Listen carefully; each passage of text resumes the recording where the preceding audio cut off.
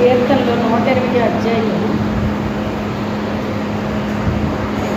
ఇప్పుడు చదివిన కీర్తనలే మనం చూసుకుందామండి. నా శ్రమలో నేను యెహోవాకు మొరపెట్టి తిని ఆయన నాకు ఉత్తరమిచ్చాడు. చిన్న ప్రార్థన చేసుకుందాం. పరిశుద్ధుడైన తండ్రి, మా ఉన్నతుడ, దేవాధిపతి, సర్వాధికారి, సర్వోన్నతుడ, సర్వశక్తి కలిగిన తండ్రి, మీకు వందనాలు, స్తోత్రాలు తండ్రి. ఈ సమయంలో నీ దివ్య వాక్యం ద్వారా మాతో మీరు మాట్లాడండి. ఇందులో ఉన్న గూఢమైన సంగతి, రహస్యమైన సంగతులు మీ రాజ్య మార్గాలే తెలియచెప్పండి నాయన. ప్రభువా, ప్రతి బిడ్డకి నాయన వివేచన గ్రహించే హృదయాన్ని తండ్రి ఆత్మకార్యము జరిగించిన ఆయన పరిశుద్ధాత్మ దేవుడా మీరే కార్యం చెందండి. దయగల తండ్రి, కృపగలనైన మీకే స్తోత్రాలయ్యా, స్తుతులు తండ్రి, స్తుతులు ఆయన పరిశుద్ధాత్మ దేవుడా మీరే కార్యం చేసి సహాయం దయచేయండి. యేసు అతి పరిశుద్ధ నామములో వేడుకొంచున్నాం తండ్రి. ఇక్కడ యాత్రా కీర్తన అని రాయబడింది అన్నమాట. యాత్రా కీర్తన అంటే ఏంటండి? యాత్ర అంటే ఏంటి? ప్రయాణం కదా. ఇప్పుడు మనము ప్రయాణంలో ఉన్నామా లేకపోతే ఎలా ఉన్నాం? మనం ఎక్కడి నుంచి ఎక్కడికి వెళ్తున్నాం? భూమి మీద నుంచి పరలోకానికి ప్రయాణంలో ఉన్నాం. మనం అందరం కూడా ప్రయాణంలో ఉన్నాం. అదే చెప్తున్నాడు ఇక్కడ దావీదు గారు. నా శ్రమలో నేను యెహోవాకు మొరపెట్టి తిని ఆయన నాకు ఉత్తరం ఇచ్చేది. ఎప్పుడు మొరపెట్టాడట? శ్రమ వేరు, నా శ్రమ వేరు. శ్రమ అంటే కుటుంబానికి వచ్చే శ్రమ ఉండొచ్చు, ఇద్దరు ముగ్గురికి వచ్చే శ్రమ ఉండొచ్చు, స్నేహితులకు కలిసి వచ్చే శ్రమ ఉండొచ్చు, బంధువులతో కలిసి వచ్చే శ్రమ ఉండొచ్చు, ఊరివారితో కలిసి వచ్చే శ్రమ ఉండొచ్చు. ఇలా రకరకాలు ఉంటాయి. కానీ ఇక్కడ ఏమంటున్నాడంటే నా శ్రమ అంటున్నాడు. అంటే ఆయనకి మాత్రమే వచ్చిన శ్రమ అన్నమాట అండి. కొన్ని శ్రమలు మనకి మాత్రమే వస్తాయన్నమాట.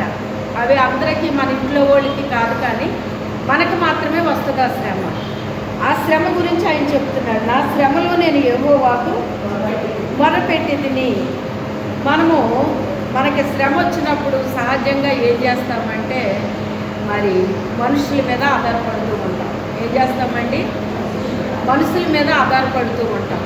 కొన్ని విషయాల్లో దేవుని మీద మాత్రమే ఆధారపడతాం. అంటే మనుషులు చేసే పనులు ఉంటాయి, దేవుడు చేసే పనులు ఉంటాయి.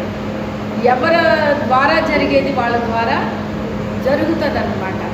ఒక్కొక్కసారి దేవునికి మొరపెట్టినప్పుడు దేవుడు ఏం చేస్తాడు అంటే మనుషులతో మాట్లాడతాడు. ఎవరితో మాట్లాడతాడు? మనుషులతో మాట్లాడతాడు. ఇక్కడ ఈయన విషయంలో అదే చెప్తున్నాడు. నా శ్రమలో నేను యెహోవాకు మొరపెట్టాను. నాకు శ్రమ వచ్చింది, నా శ్రమలో నేను యెహోవాకి మొరపెట్టాను. ఆయనకు మొరపెట్టినప్పుడు ఏం జరిగిందంట? ఉత్తరం ఇవ్వడం అంటే ఏంటండి? జవాబు. మీలో ఉత్తరాలు తెలిసిన వాళ్ళు ఎంతమంది ఉన్నారో చేయి చూపించండి. ఉత్తరాలంటే నాకు తెలుసమ్మా అన్నవాడు దేవుడి స్తోత్రం.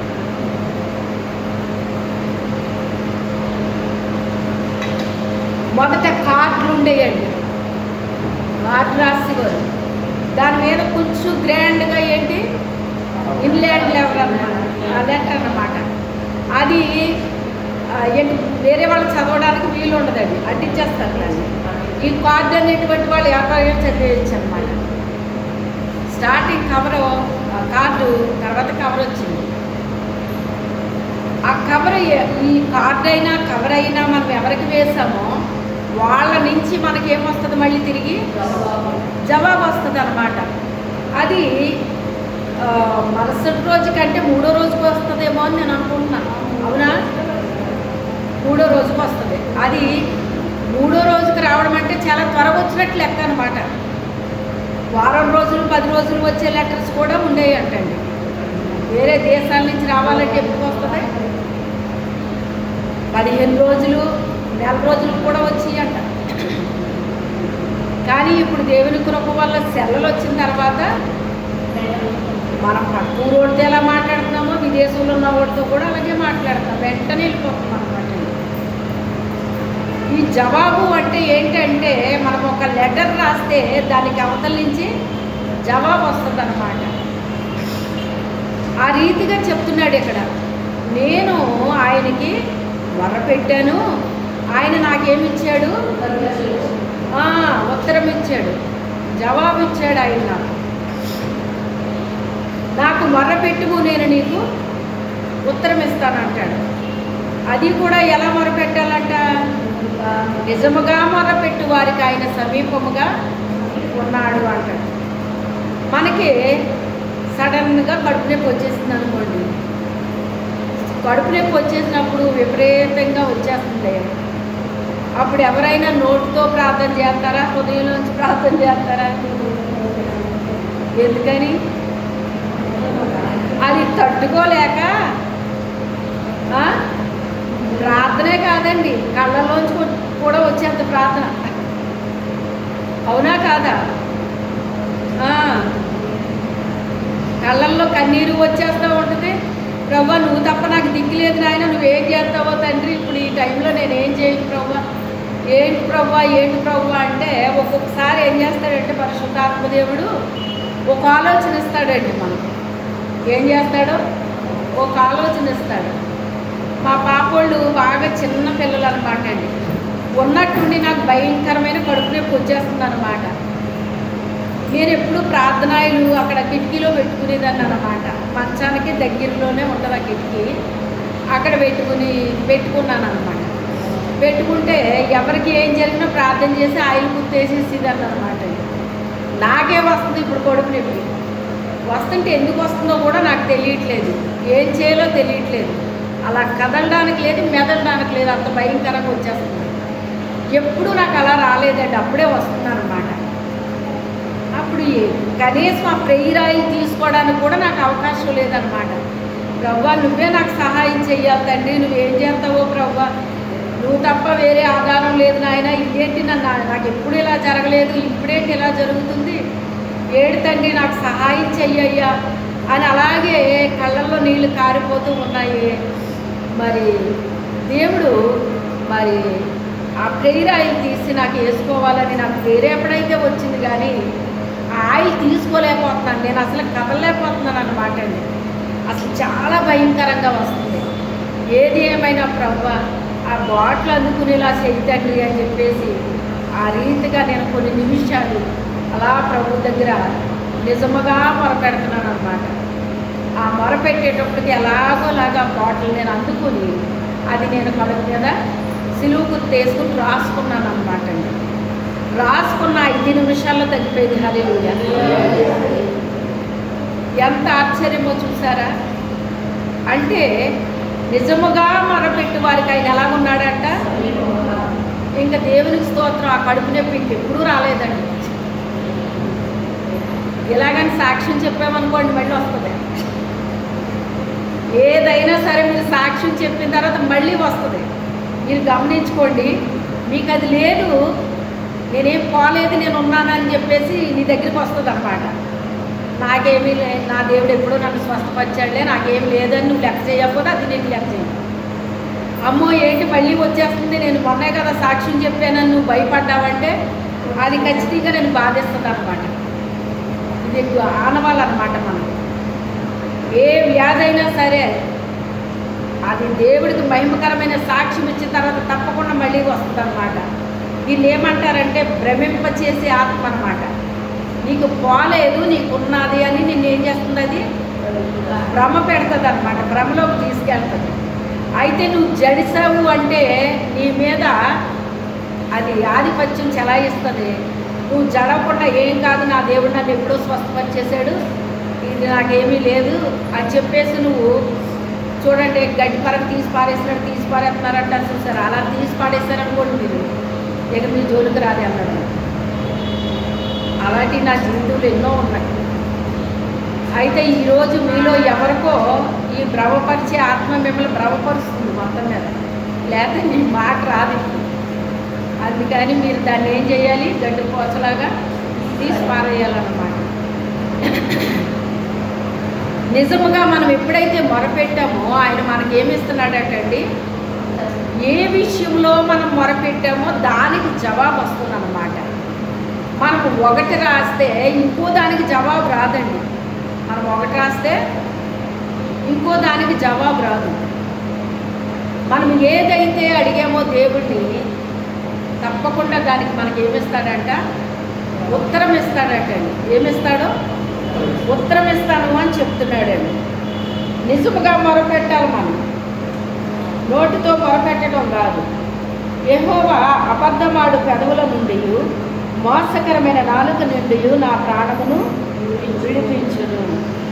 అంటే మన మీదంట అబద్ధాలు అనేటువంటివి మాట్లాడుతూ ఉంటారటండి. మన మీద ఏం చేస్తారో అబద్ధపు మాటలు మన మీద మాట్లాడుతూ ఉంటారంట. అప్పుడు మనకి చాలా బాధ అనిపిస్తుంది అన్నమాట అండి. అయ్యో చూడండి ఎన్ని అబద్ధాలు మాట్లాడుతున్నారో మన మీద, మనం ఇలా మాట్లాడాము, అసలు వాళ్ళు ఎన్ని అబద్ధాలు మాట్లాడుతున్నారో అని చెప్పేసి మనకేమనిపిస్తుంది? చాలా బాధ అనిపిస్తుంది అన్నమాట. అప్పుడు దేవుడు ఆయన ఏమంటున్నాడంటే, అబద్ధమాడు పెదవుల నుండి ఎక్కడి నుంచి మనం ప్రాణాన్ని కాపాడతాడట?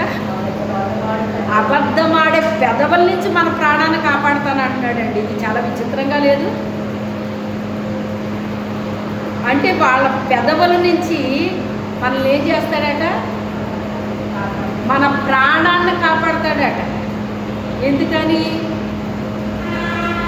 ఈ మాటలకి నా ప్రాణం విసుకుపోతుందండి. ఈ మాటలు విని నేను తట్టుకోలేకపోతున్నానండి అంటారా లేదా? అంటే మాటకి ఎంత శక్తి ఉందో మీరు ఆలోచన చేయండి. మాటకి ఎంత శక్తి ఉందో మీరు ఆలోచన చేయండి. అబద్ధమాడే పెదవుల నుండి మన ప్రాణాలను ఏం చేస్తాడట దేవుడు? విడిపిస్తాడటండి. మోసకరమైన నాలుక నుండి నా ప్రాణమును విడిపించును. నాలుక మోసకరమైన మాటలు మాట్లాడుతుందటండి. ఏం చేస్తుంది? మోసకరమైన మాటలు మాట్లాడుతుందండి.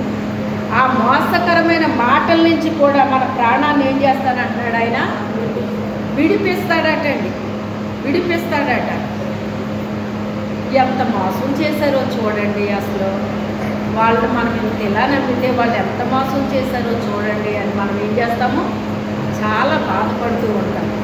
అలాంటి టైంలోనంట మన ప్రాణాన్ని ఏం చేస్తాడంట ఆయన? విడిపిస్తాను. నీ మీద అబద్ధాలు చెప్పినా, మోసకరమైన మాటలు మాట్లాడినా నీ ప్రాణాన్ని నేనేం చేస్తాను? విడిపిస్తాను. కారణం ఏంటి? నువ్వు నాకేం చేసావు? మొర్రపెట్టావు. నువ్వు నాకు మొర్రపెట్టావు. ఎలా మొర్రపెట్టావు? నిజముగా మొర్రపెట్టావు. అందుకే నీ ప్రాణాన్ని నేను విడిపిస్తాను. అబద్ధమాడే పెదవుల నుంచి, మోసం చేసే నాలుక నుంచి నీ ప్రాణాన్ని విడిపిస్తాను అంటున్నాడు. మోసకరమైన నాలుక ఆయన నీకేమి చేయును? ఎంతకంటే అధికముగా నీకేమి చేయును? తంగేడు నిప్పులతో కూడిన బాణములను, బలాఢ్యులతో కూడిన బాణములను నీ మీద వేయును. అయ్యో, నేను మెషెకులో పరదేశినై ఉన్నాను. కేదారు గుడారముల వద్ద కాపురం ఉన్నాను. కలహ ప్రియుని వద్ద నేను చిరకాలము ఎక్కడ నివసిస్తున్నాడట? కలహ ప్రియులటండి. కొంతమందికండి కలహం ఆడటం అంటే ఎంత ఇష్టమోనమాట. ఎప్పుడూ ఏదో గొడవ పెట్టుకోవాలని ఎదురు చూస్తూ ఉంటారటండి. మీరు విన్నారా ఇలాంటి వాళ్ళ గురించి? ఎప్పుడు గొడవ పెట్టుకోవడానికి చూస్తారండి. నేను ఎంత సమాధానంగా ఉందామన్నా వాళ్ళు ఎప్పుడు నా మీద గొడవ వేసుకోవడానికే చూస్తారండి అన్నవాళ్ళు ఉన్నారా? అలా ఉంటే ఒకసారి చేయి చూపించండి. ఒక్కలేనా? ఏంటి నువ్వు కూడానా?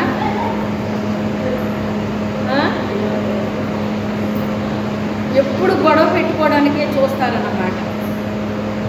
ఎందుకు అంటే సాతానుడు వాళ్ళలో తిష్ట వేసుకుని ఉంటాడండి. ఏం చేస్తాడో తిష్ట వేసుకుని ఉంటాడు. దేవుని బిడ్డలు అంటే వాడికి అసహ్యం అండి.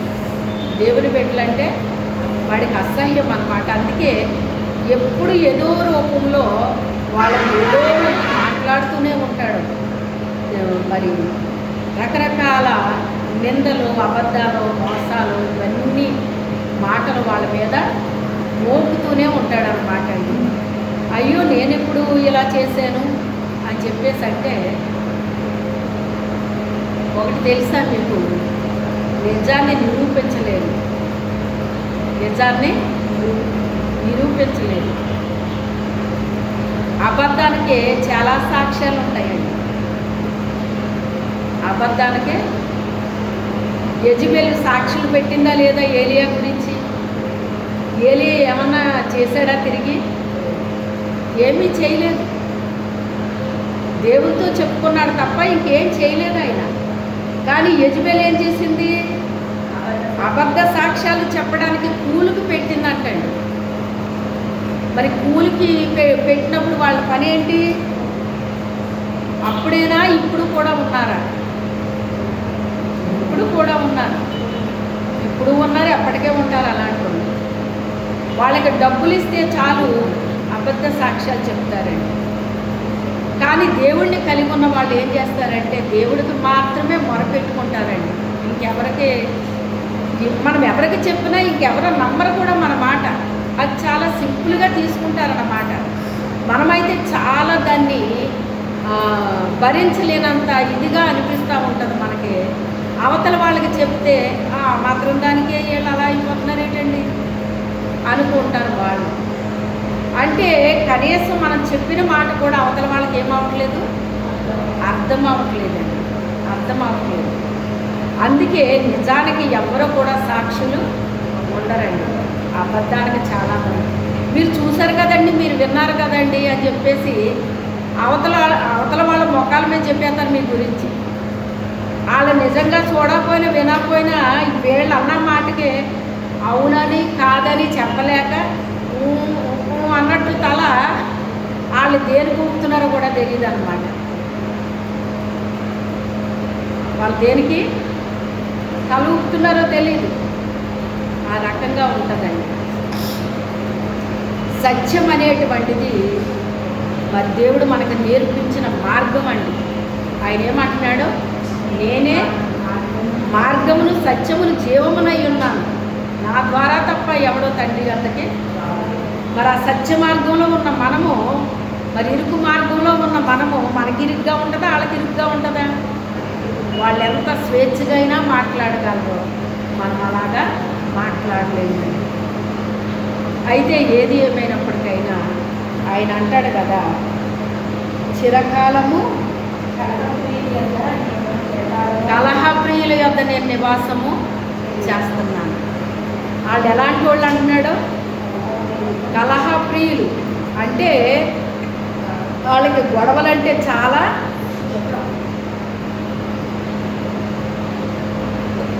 వాళ్ళకి చాలా ఇష్టం. అలాంటి వాళ్ళ దగ్గర నేను ఏం చేస్తున్నాను? కాపురం ఉన్నాను. ఏం చేస్తున్నాడట ఆయన? నివసించుచున్నాను అంటే కాపురం చేయటం అన్నా నివసించడం అన్నా ఒకటే. నివసించుచున్నాను. చూడండి, అబ్రహాము గారు లోతు ఒక చోట ఉన్నారా లేదా? అబ్రహాముని పిలిచినప్పుడు లోతును కూడా వెంట పెట్టుకుని రమ్మని దేవుడు ఏమన్నా చెప్పాడా? అబ్రహాము నువ్వు రారా నాకు తోడుగానే ఏమన్నా పిలిచాడా? మరి ఎవరు వచ్చారు? లోతే వచ్చాడు. లోతు వచ్చినప్పుడు అప్పటికి ఏమన్నా ఆస్తులు ఉన్నాయా వీళ్ళకి? లేవు. అబ్రహాముని దేవుడు దీవించి ఆశీర్వదిస్తున్నాడండి. దేవుని చేత మనం దీవించబడినప్పుడు, ఆశీర్వదించబడినప్పుడు మన దగ్గరికి వచ్చిన వాళ్ళు కూడా దీవించబడి ఆశీర్వదించబడతారటండి. అంటే మనకు వచ్చిన ఆశీర్వాదం దీవెన వారి మీద కూడా వెళ్తూ ఉంటుంది అన్నమాట. ఇప్పుడు అబ్రహాముని దేవుడు దీవిస్తాను ఆశీర్వాదిస్తానని వాగ్దానం చేశాడు. నీ ద్వారా అన్య జనాంగాన్ని కూడా దీవించి ఆశీర్వదిస్తాను వాగ్దానం ఈయన పొందుకున్నాడండి, పొందుకున్నాడు, బయలుదేరాడు, వచ్చాడు. చాలా శ్రమలో అనుభవాలు కూడా వెళ్తూ ఉన్నాడు. మరి అయినప్పటికైనా ఆయన మరి వెళ్ళిన చోటల్లా బలిపీఠం కడుతున్నట్టుగా, దేవుణ్ణి ఆరాధిస్తున్నట్టుగా మనం చూస్తూ ఉన్నాం. లోతు ఏమన్నా చేసినట్టు మనం చూసామా? చూడలేదు. లోతు కానీ తన భార్య కానీ పిల్లలు కానీ వెళ్ళిన చోట బలిపీఠం కట్టినట్టు మనం ఏమన్నా చూసామా? చూడలేదు. అయితే ఇక్కడ అబ్రహాముని దీవించిన దేవుడు ఆ దీవెన ఆశీర్వాదం ఎవరి మీదకి వెళ్తుంది? లోతు మీదకి వెళ్తుంది. ఎంతగా వెళ్ళిందంటేనంట వాళ్ళ కలిసి నివసించలేనంత ఆశీర్వాదం వచ్చేసింది. పశు సంపద పెరిగిపోయిందండి. పశు సంపద పెరిగిపోయి వీళ్ళ యొక్క మంద కాపర్లకి వాళ్ళ మంద కాపర్లకి ఏమొచ్చేస్తున్నాయంట? గొడవలు వచ్చేస్తున్నాయి. గొడవలు వచ్చేస్తుంటే వాళ్ళు వెళ్ళి అయ్యగారు ఇలాగండి అలాగండి అదండి ఇదండి అని చెప్తున్నారు. వాళ్ళు చెప్తుంటే అవి విని లోతు వచ్చి ఎవరితో చెప్తున్నాడు? అబ్రహాముతో చెప్తున్నాడు. చూడు చిన్నాన్న ఇలాగా అలాగా అని చెప్పేసి చెప్తున్నాడంట. రోజు అదే గొడవ కింద ఉందంటండి. ఇక్కడ అబ్రహాము దేవుడు నన్ను పిలిచాడు, గొప్ప జనంగా చేస్తానన్నాడు, నీకు కుమారుని ఇస్తానన్నాడు అని చెప్పి ఆ కుమారుడు కొరకు వీళ్ళ భార్యాభర్తలు కనిపెడుతున్నారండి. అయితే 300 పనివారు వారి దగ్గర పనిచేస్తున్నారటండి. వాళ్ళందరికీ కూడా మరి వివాహాలు అయ్యే వాళ్ళకి వివాహాలు చేస్తున్నారు, వాళ్ళకి పిల్లలు పుడుతున్నారు, అలాగ సంతానాభివృద్ధి చెందుతున్నారు అన్నమాట. అయితే వీళ్ళందరికీ పెళ్ళిళ్ళు చేస్తున్నారు, సంతానం వస్తుంది, కానీ ఈయనకి సంతానం లేదు. మరి దేవుడు ఇస్తానన్నాడా లేదా? ఇస్తానన్నాడు. దేవుడి నోట్లోంచి ఒక మాట వచ్చిందంటే అది జరుగుద్దా లేదా? జరుగుతుంది. కానీ జరుగుతుందా? జరగట్లేదు. ఇదేంటి వయసు చూస్తే పెరిగిపోతుంది, మనకు చూస్తే బిడ్డలు లేరు, దేవుడేమో ఇస్తానన్నాడు, ఇంకెప్పుడు ఇస్తాడు మనకి? నేను చూస్తే వృద్ధుని అయిపోయాను, నీ వయసు చూస్తే స్త్రీ ధర్మం కూడా తప్పిపోయింది అని చెప్పేసి వీళ్ళు మరి బాధపడతారా? బాధపడరా? దేవుడు అన్ని విషయాల్లో మనల్ని దీవించాడు, ఆశీర్వాదించాడు, వెండి ఇచ్చాడు, బంగారం ఇచ్చాడు, ఆస్తి ఇచ్చాడు, ఐశ్వర్యం ఇచ్చాడు, అన్నీ ఇచ్చాడు, పశు సంపద ఇచ్చాడు, అన్నీ ఇచ్చాడు. కానీ అసలైన బిడ్డ లేడు కదా మనకి అని చెప్పేసి వాళ్ళిద్దరు ఏం చేస్తున్నారు? బాధపడుతున్నారు. వాళ్ళు దీని కొరకు బాధపడుతుంటే ఈయన దేని కొరకు బాధపడుతున్నాడు? ఆస్తి కొరకు బాధపడుతున్నాడు. దేని కొరకు? ఆస్తి కొరకు బాధపడుతున్నాడు. అప్పుడు ఇలాగని రోజు కంప్లైంట్ చేస్తున్నాడటండి. అప్పుడు ఆయన అంటాడు కదా, మనము అన్య జనాంగం మధ్య మనం ఉన్నాం. ఎక్కడున్నాము? అన్య జనాంగం మధ్య మనం ఉన్నాము.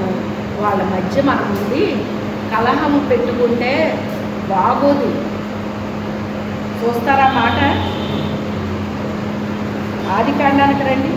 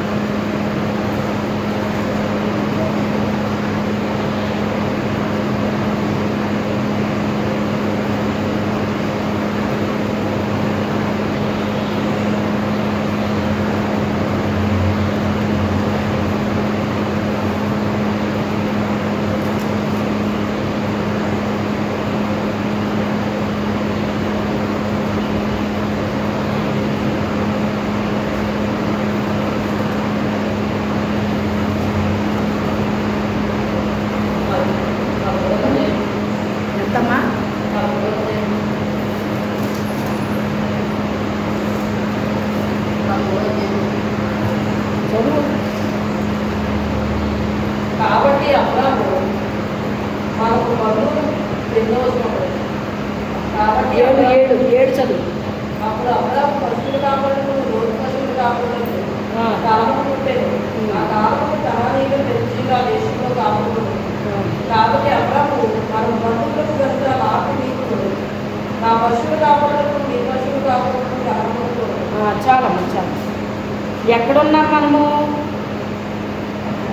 కనానీయులు పెరిజీలు ఆ దేశంలో కాపురం ఉన్నారు.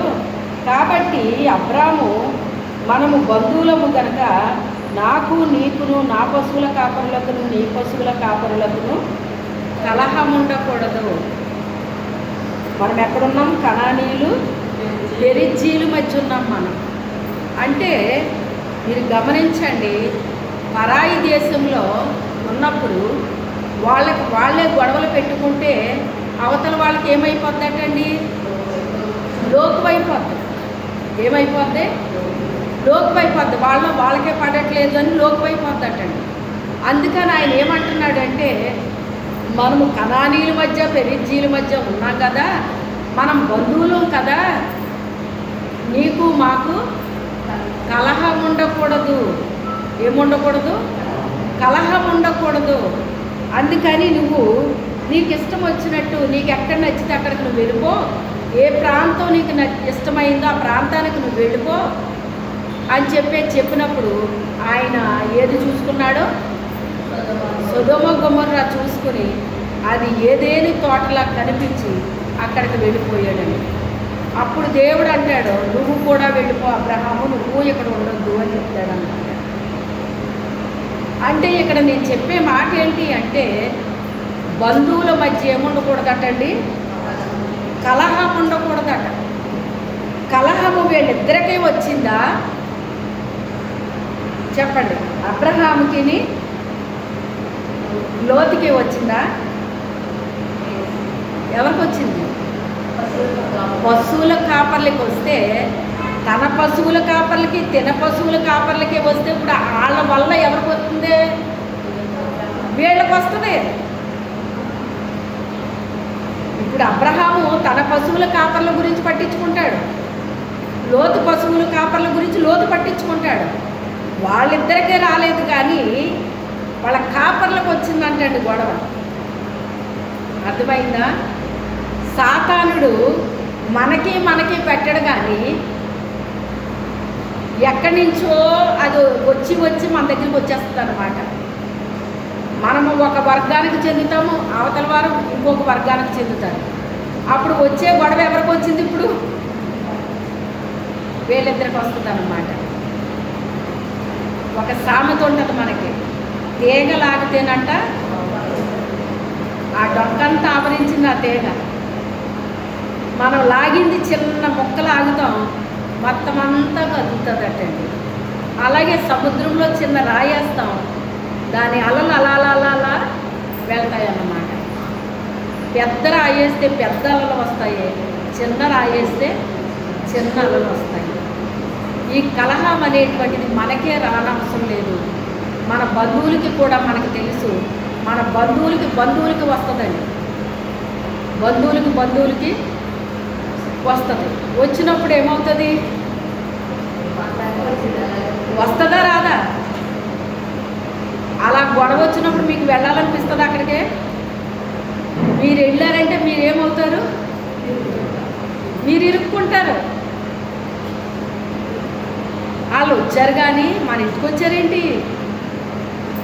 ఎంతకైనా వాళ్ళే దగ్గర, వాళ్ళంటేనే ఇష్టం వాళ్ళకి. మనమంటే వాళ్ళకి ఏమి ఇష్టం ఉండదు, బయట అలా మాట్లాడతారంతే మనతో. వచ్చినాయా లేదా? ఇవి మీ సొంత ఊర్లు వెళ్ళాలి అంటే ఇలాంటివి కంపల్సరీ ఉంటాయి. ఇలాంటివి ఎవరో ఎందుకు, ఇప్పుడు మీ అక్కగారింటికో చెల్లిగారింటికో వెళ్ళారనుకుంటాం, వాళ్ళ అత్తగారికి ఆమెకి పడదు. ఇప్పుడు ఏమవుతుంది? ఇప్పుడు అక్కతో వాళ్ళ అత్తగారితో మాట్లాడాలా వద్దా? మాట్లాడాలి. మాట్లాడుతుంటే ఈ లోపల చెల్లి పిలిచింది, అక్క ఓసారి ఇలా రాని. వెళ్ళమ్మా, నాతో మాట్లాడుతున్నావు కదా అందుకు పిలుస్తుంది, వెళ్ళిపో, నా దగ్గరికి రాకమ్మా. ఆవిడ నిజంగా ఎందుకో పిలిచింది ఆవిడ, కానీ అవతల ఆవిడకి ఎలాగ అర్థమైంది? దగ్గరికి వచ్చి మాట్లాడడం తనకి ఇష్టం లేక పిలిచింది అని చెప్పేసి మాట్లాడతారు.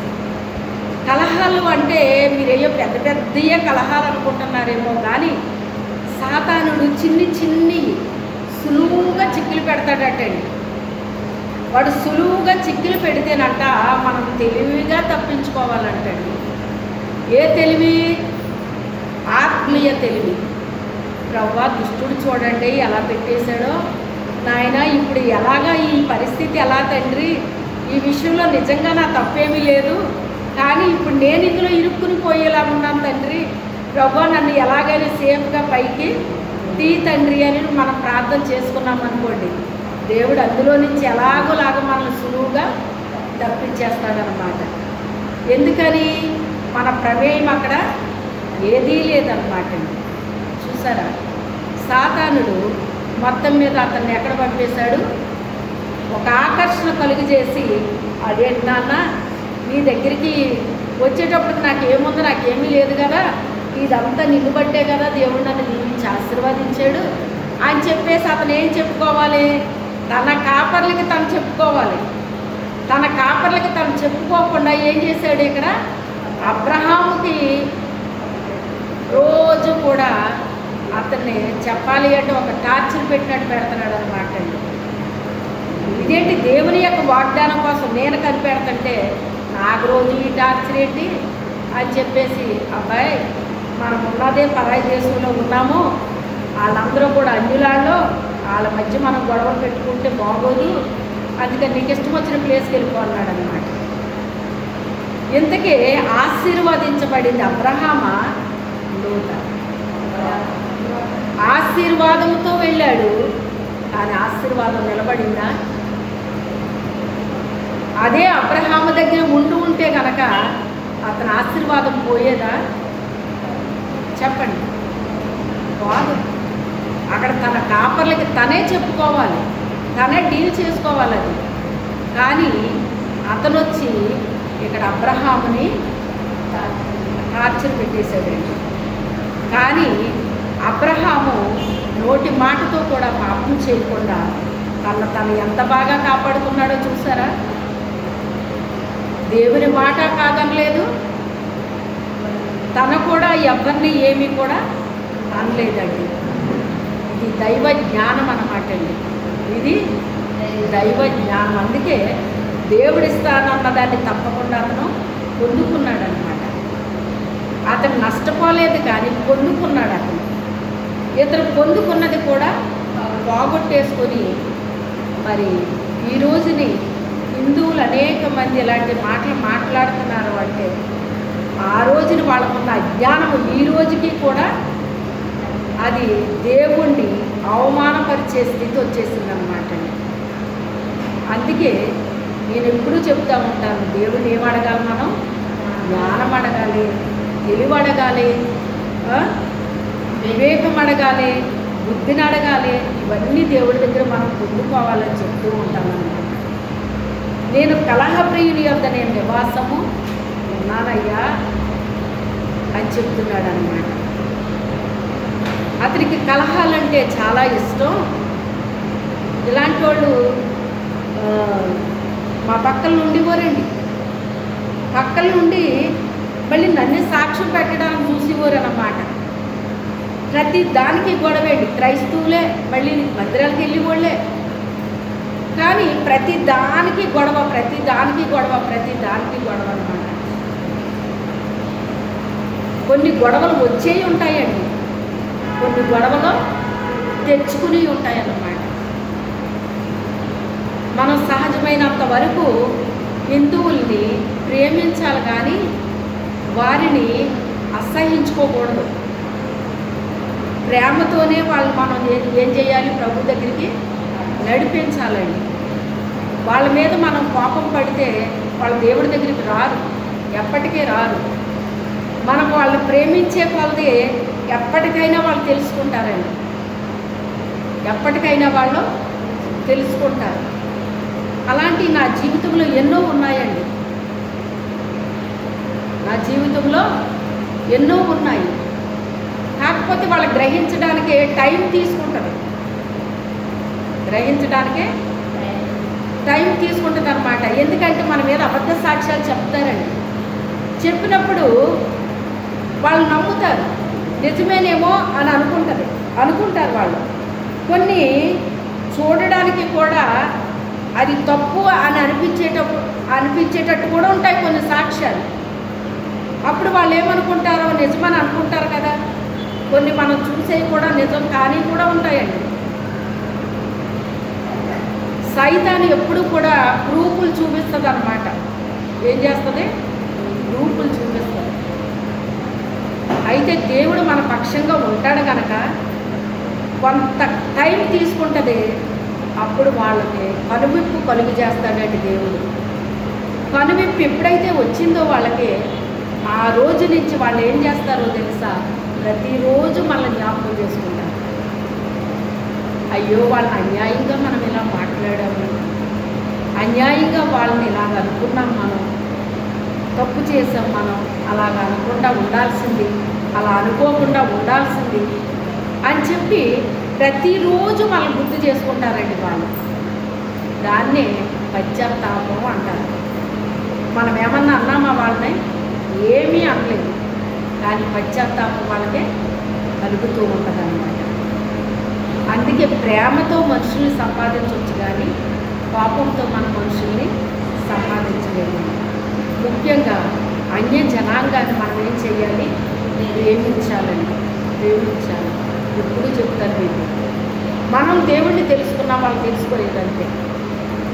తెలుసుకున్నాం కాబట్టి దేవుడిని ఆరాధిస్తున్నాము, వాళ్ళు తెలుసుకోలేదు కాబట్టి దేవుడి దగ్గరికి రాలేకపోతున్నాము. మనము ఒక మాదిరిగా వాళ్ళకి కనిపించినప్పుడు వాళ్ళు తప్పకుండా వస్తారండి, వాళ్ళు తప్పకుండా వస్తారు. కలహ ప్రియుని యొద్ద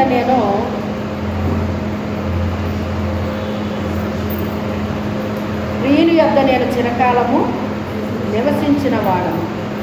అంటే చిరకాలం అంటే ఏంటి? ఎప్పుడు వాళ్ళ పక్కనే నేను నివాసం ఉంటున్నాను.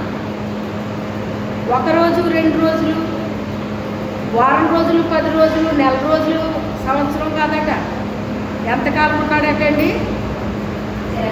చిరకాలం అంటే ఏంటి? ఇంకా ఎప్పుడుని జీవితాంతం వీళ్ళు ఉంటారా ఉండరా? ఎక్కడ ఉంటారంట? కుడి పక్కన ఉండొచ్చు, ఎడమ పక్కన ఉండొచ్చు, ముందు ఉండొచ్చు, వెనకాల ఉండొచ్చు, దగ్గరగా ఉండొచ్చు, దూరంగా ఉండొచ్చు, కానీ ఎప్పుడు కూడా మనకి ఉంటారండి, అలా ఉంటారు. కానీ ఆయన ఏమంటున్నాడు?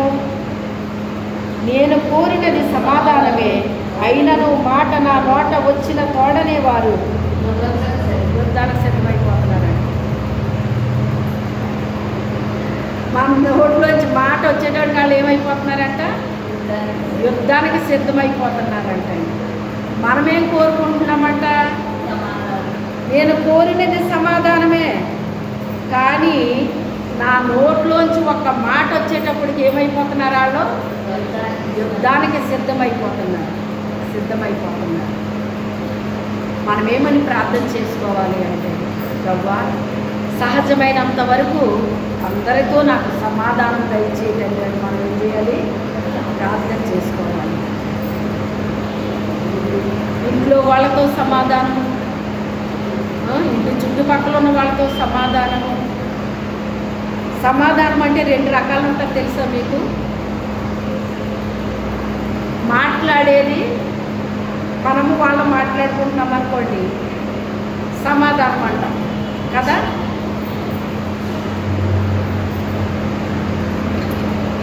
కొన్నిసార్లు వాళ్ళు మనం మాట్లాడుకో, అప్పుడు దాన్ని ఏమంటారు మీరు? చెప్పండి చెప్పండి.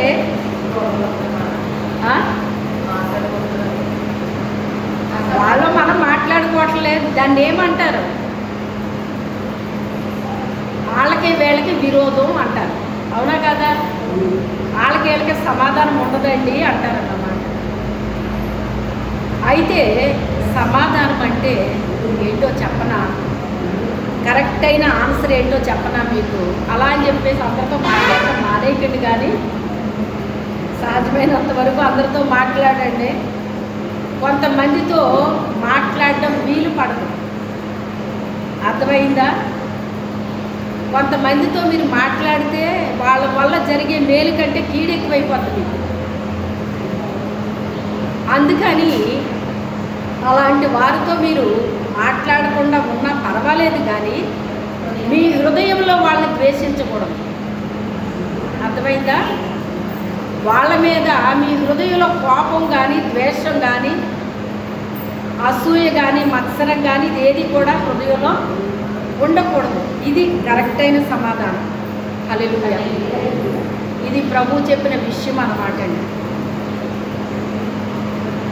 ఇది ప్రభు చెప్పిన విషయం. ఇది సమాధానం అంటే నోటితో మాట్లాడుకునేది కాదు, వాళ్ళ హృదయంలో వాళ్ళకి వీళ్ళకి ఉండేదాన్ని సమాధానం అంటారు. వాళ్ళంటే వాళ్ళ లోపల ఇష్టం లేదనుకోండి, అది సమాధానం లేకపోవడం అంటేని.